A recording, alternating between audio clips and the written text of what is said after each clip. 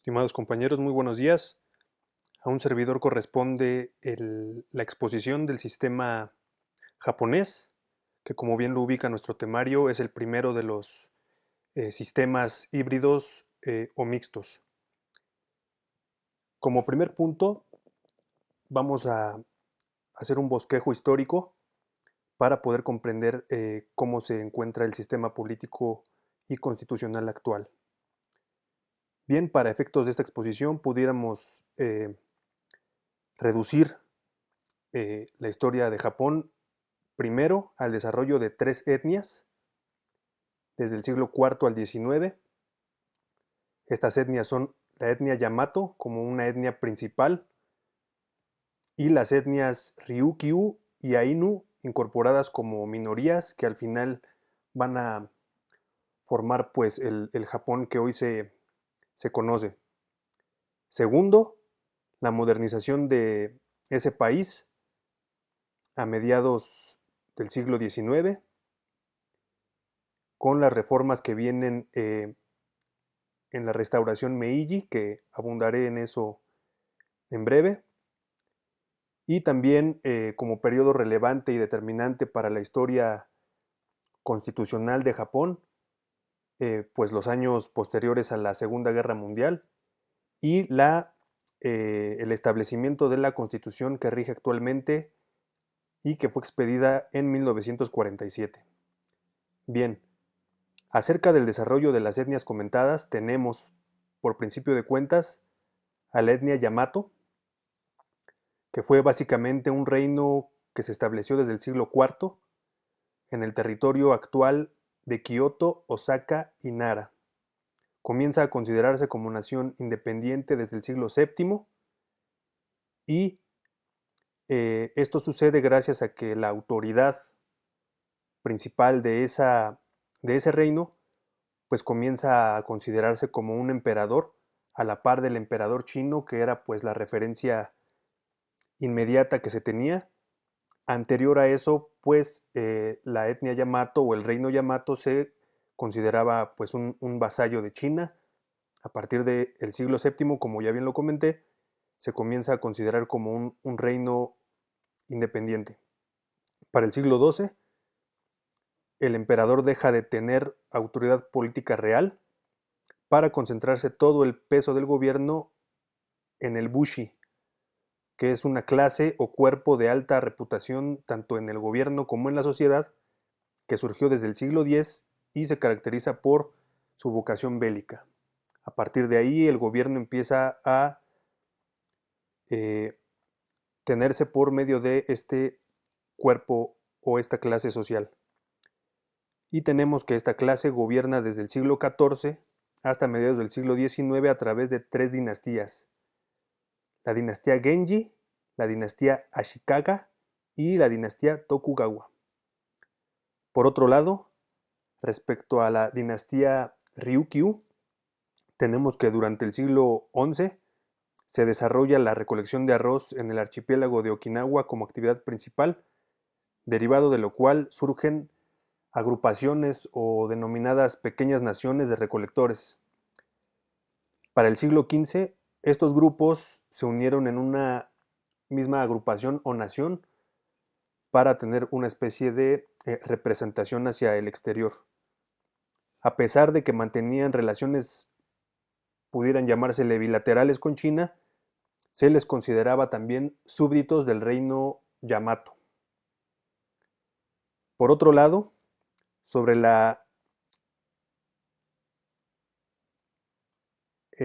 sobre la etnia Ainu, tenemos que esta se instaló desde el siglo VI en la isla de Hokkaido y su población fue dedicada básicamente a la caza y la recolección. No se formaron naciones o agrupaciones pues muy definidas, únicamente se organizaban este tipo de poblados para resistir invasiones extranjeras. Su estilo de vida permaneció pues igual hasta el siglo XIX a pesar de que el reino Yamato pues tenía una presencia bastante clara en esa isla. En relación con ello, A partir del siglo XIV contamos con la presencia de potencias europeas y también de Estados Unidos, pues existen diversos intereses para efectuar relaciones comerciales con Japón. Aquí las instituciones que prevalecen pierden fuerza y el emperador vuelve a ser un centro de decisión y de relevancia política y comercial. Dado que existe una amenaza de colonización por parte de Occidente, se opta por crear pues algo nuevo con influencia europea para hacer frente a otras naciones en igualdad de circunstancias. Aquí comienza una especie de unificación del Japón, caracterizado por un proceso de reforma que se denominó Restauración Meiji. A partir de esta se buscó dar paso a la modernidad, por lo cual se empezó a construir la nueva nación bajo la división de poderes, la codificación de las normas. En esta parte de la codificación encontramos un primer antecedente constitucional que fue el Código Constitucional de 1889 y también la codificación de leyes en diversas materias. También se importan diversas figuras europeas debido a que se encomendó a juristas extranjeros la redacción de la legislación. También debido a que no existían juristas pues expertos de origen japonés. Posteriormente, ya entrando a la etapa de la Segunda Guerra Mundial, Japón comenzaría los conflictos bélicos con China y Rusia y finalmente con las potencias aliadas para entrar de lleno a esta Segunda Guerra Mundial. Posterior al periodo de guerra, se lleva a cabo un proceso de reformas bajo la conducción de un órgano denominado Comandante Supremo de las Fuerzas Aliadas. Básicamente es un órgano norteamericano que implementa una visión democratizadora encaminada a colocar a Japón como un ejemplo del llamado mundo libre. Derivado de esto, surge la Constitución de Japón emitida en 1947, la cual instauró una monarquía constitucional unitaria en la que el emperador pasa a ser jefe de Estado y a desempeñar algunas funciones protocolarias. Esto es particularmente relevante debido a que la decisión estadounidense de permitir la permanencia del emperador como figura, digamos, protagónica, aunque con funciones protocolarias en el régimen constitucional japonés, contribuyó en gran medida a que los japoneses admitieran la formación de un nuevo orden constitucional al futuro y que es el que precisamente rige el día de hoy. Pasamos ahora a la estructura constitucional actual de Japón. Como bien se esquematiza en la diapositiva, se clasifica la Constitución en 11 capítulos. Primero, antes que el articulado, encontramos un preámbulo que hace énfasis en la conservación de la paz y en las intenciones del pueblo japonés de establecerse como nación libre y mediante un gobierno emanado del pueblo. Posterior a ello, se despliega ya el articulado como tal. Tenemos que la Constitución japonesa consta de 103 artículos. El primer capítulo de esta Constitución se dedica al emperador, figura que abordaremos en unos minutos. El segundo capítulo, que consta únicamente de un artículo, es el artículo 9. Es denominado o se denomina, se titula Renuncia a la guerra y a la letra dice, haré la cita literal porque me parece que es un artículo que requiere una atención especial debido a que es una definición del sistema japonés. Artículo 9. Aspirando sinceramente una paz internacional basada en la justicia y el orden, el pueblo japonés renuncia para siempre a la guerra como derecho soberano de la nación y a la amenaza o al uso de la fuerza como medio de solución en disputas internacionales. Con el objeto de llevar a cabo el deseo expresado en el párrafo precedente, no se mantendrán en lo sucesivo fuerzas de tierra, mar o aire como tampoco otro potencial bélico. El derecho de beligerancia del Estado no será reconocido. Este artículo pudiéramos considerarlo como uno de los principios torales que rigen al Japón posterior a la Segunda Guerra Mundial. El tercer capítulo se dedica a los derechos y deberes del pueblo. Aquí también hay una particularidad, se habla de derechos, pero también deberes del pueblo. Destacamos en este capítulo únicamente como ejemplos el logro de la felicidad como objetivo de la legislación y de los actos de gobierno, el matrimonio entre marido y mujer, así viene de manera literal, y el derecho, pero también la obligación de trabajar. No es nada más un derecho, también se le obliga a la población japonesa a trabajar.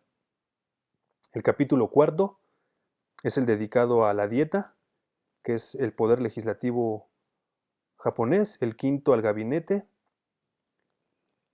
el sexto al poder judicial, el séptimo a las finanzas públicas, el octavo a las autonomías locales, el noveno a las enmiendas que pudiera tener esta constitución, el décimo al carácter de ley suprema de la propia constitución y el capítulo 11º titulado Disposiciones suplementarias, que son básicamente artículos transitorios. Bien, pasamos ahora a la forma de Estado y forma de gobierno.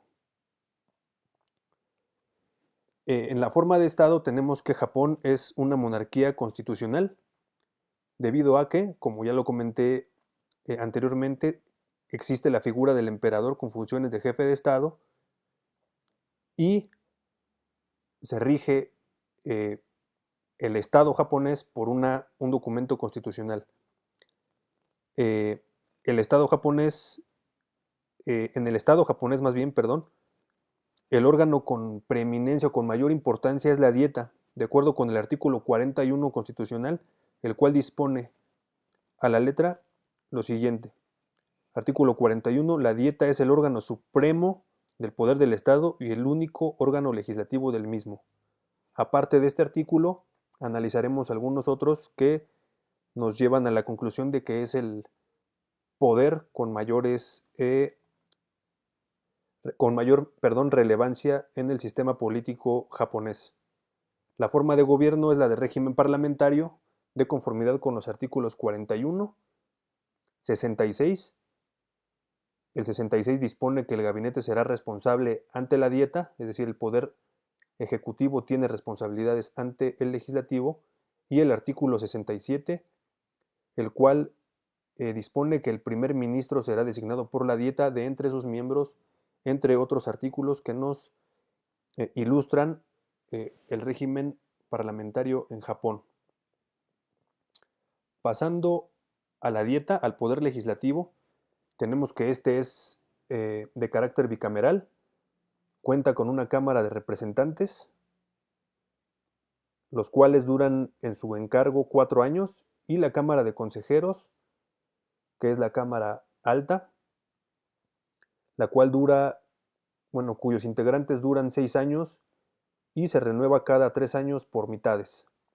Debe destacarse que en la Constitución japonesa no se realiza una diferenciación de lo que corresponde a cada cámara, como sí sucede, digamos, en nuestra Constitución, aunque de la lectura de algunos artículos se logra concluir el peso político de la dieta en su conjunto y muy particularmente la relevancia que tiene la Cámara de Representantes en lo particular. Sobre la dieta podemos, o más bien detecto algunos elementos, 4 elementos que pudiéramos considerar como relevantes o atendibles, dado que no existen en el sistema político mexicano. Primero, el artículo 59, segundo párrafo, que a la letra dice: cuando un proyecto aprobado por la Cámara de Representantes es rechazado por la de consejeros, se convertirá en ley si aquella insiste con una mayoría de por lo menos 2/3 de los miembros presentes. ¿Qué significa esto? Que en el proceso legislativo, si la Cámara de Consejeros no logra acuerdos, puede prevalecer la decisión que haya tomado en un principio la Cámara de Representantes, es decir, la última palabra la va a tener la Cámara de Representantes en lo que hace al proceso de creación de leyes.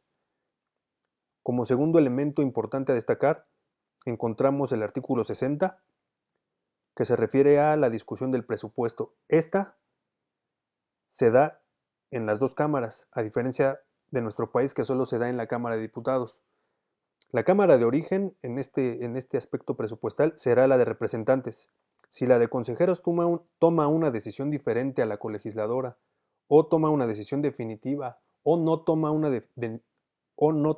decisión definitiva en un plazo de 30 días, la Cámara de Representantes puede decidir a nombre de la Dieta. Otra vez, en el aspecto presupuestal, a pesar de que la discusión es en ambas cámaras, puede la Cámara de Representantes tener la última palabra si la de consejeros no tiene decisiones definitivas. El artículo 61 es el correspondiente a tratados y opera el mismo supuesto del artículo 60, que es el del presupuesto, es decir, los tratados también se discuten en ambas cámaras, a diferencia aquí que solo se discute en el Senado de la República, y también la Cámara de Representantes tendrá la última palabra si es que la de consejeros no toma una decisión clara.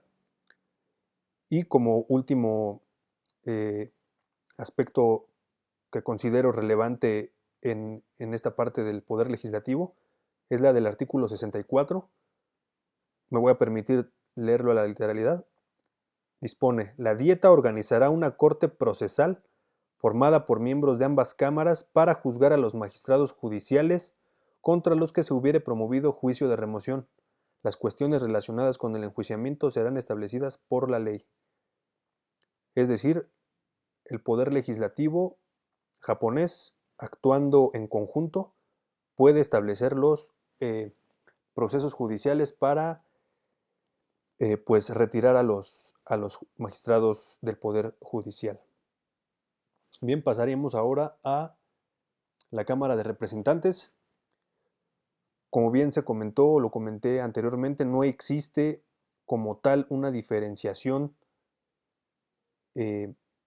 a manera de lista de facultades en la Constitución japonesa para cada una de las cámaras. La diferenciación es básicamente lo que ya comenté al principio. Por lo que hace a la Cámara de Representantes, su integración es de 465 escaños. 289 de sus miembros son electos por mayoría relativa, por mayoría simple, y 176 son electos directamente en distritos, lo que pudiera ser un símil a las circunscripciones electorales para dar voto para ser asignados, perdón, mediante el principio de representación proporcional. Vale destacar que la ley electoral de Japón fue modificada en mayo de 2016 y redujo el número de escaños en esta Cámara para llegar al total de 465. Es decir, la integración tiene poco tiempo. Por lo que hace a la Cámara de Consejeros, tenemos que esta es la Cámara alta, es la Cámara que, pues de clase, ¿no? Que representa aristocracias y demás. Su símil básicamente es su antecedente o su similar es la Cámara de los Lores en Inglaterra. Tenemos que esta se integra por 242 escaños, 146 son de mayoría relativa y 96 son electos por medio de voto directo, pero asignados en representación proporcional, tomada el país, ¿no? La extensión completa como un gran distrito electoral nacional. Bien, pasaríamos ahora a el Poder Ejecutivo, el cual recae en el gabinete y el primer ministro. De acuerdo con el artículo 66 de la Constitución japonesa, el gabinete estará compuesto por el primer ministro, que será quien lo presida, y por los demás ministros de Estado que determine la ley. Como ya se mencionó, el primer ministro es un integrante de la Dieta, igual que los demás ministros del gabinete. Al gabinete corresponden funciones básicamente de un poder ejecutivo, ¿no? de la rama gubernamental, administrar fielmente la ley, así lo dice literalmente la Constitución, conducir asuntos de Estado, dirigir relaciones con el extranjero. En el gabinete también inician las discusiones de los tratados internacionales, dirigir la administración civil, preparar el presupuesto y someterlo a la Dieta, promulgar decretos, decidir amnistías, conmutación de penas, suspensión de ejecuciones generales y restitución de derechos. Esto es, digamos, en términos generales, lo que le corresponde al Poder Ejecutivo. Por otro lado, como ya se comentó también en la parte introductoria, la figura del emperador se viene a conservar dentro del sistema político japonés como una concesión inteligente realizada por Estados Unidos para generar una especie de aceptación en la sociedad de este nuevo orden constitucional. Esto pues pudiéramos traducirlo al reconocimiento formal de la historia imperial que define al Japón desde la antigüedad. De acuerdo con los artículos primero y segundo de la Constitución, se define al emperador como un símbolo del Estado y de la unidad del pueblo, cuyo trono será dinástico y de acuerdo con la ley de la Casa Imperial. Tenemos que el emperador ejerce funciones como jefe de Estado y le corresponde nombrar al primer ministro conforme a la designación de la Dieta y al presidente de la Corte Suprema que designe el gabinete. Por otro lado, con aprobación del gabinete le corresponde promulgar leyes, convocar a la Dieta a sesiones, disolver a la Cámara de Representantes, esta es la única cámara que se puede disolver, la de consejeros no, proclamar elecciones generales, confirmar nombramiento y remoción de ministros de Estado, confirmar actos emanados del gabinete como amnistías, conmutación de penas, suspensión y restitución de derechos, así como ratificación de instrumentos diplomáticos, entre otros. Pasamos ahora al Poder Judicial. Tenemos que el Poder Judicial se ejerce por la Corte Suprema y los tribunales que establezca la ley, así lo dice a la literalidad la Constitución. La Corte Suprema se compondrá de un presidente y del número de jueces que determine la ley. Actualmente son 14 jueces aparte del presidente. Todos ellos, los jueces de la Corte Suprema, con excepción del presidente, serán designados por el gabinete, pero su nombramiento se somete a los electores durante las elecciones generales de la Cámara de Representantes, una vez que transcurren 10 años en el cargo, y puede decidirse por medio del voto de los ciudadanos sobre su remoción, lo cual originaría la separación del cargo del juez que se trate. La ley en la materia, que data de abril de 1947, establece la existencia, digamos, en jerarquía hacia abajo, de cortes superiores, 8 en las 8 principales ciudades de Japón, cortes de distrito, también distribuidas en 50 ciudades, cortes familiares, también en las mismas 50 ciudades en las que se encuentran las cortes de distrito, y cortes sumarias en 438 zonas de todo el país, que estas son para asuntos cotidianos, pudiera ser una especie de ministerio público o más bien una especie eh, de juez de cuantía menor, juzgado de cuantía menor. Bien, respecto del sistema electoral japonés, tenemos que en Japón se elige mediante sufragio a los integrantes de las dos cámaras de la Dieta y también se elige autoridades locales. El órgano encargado de organizar las elecciones es el Consejo de Administración Electoral, que es un área dependiente del Ministerio del Interior y Comunicaciones. Acerca de los integrantes de las cámaras, tenemos, como ya se comentó, los dos principios de elección, que es el de mayoría relativa, hay divisiones distritales, y también el principio de representación proporcional. Por un lado, el de la Cámara de Representantes se hacen varias divisiones, y para la Cámara de Consejeros no hay divisiones, se toma la extensión del país como una única circunscripción.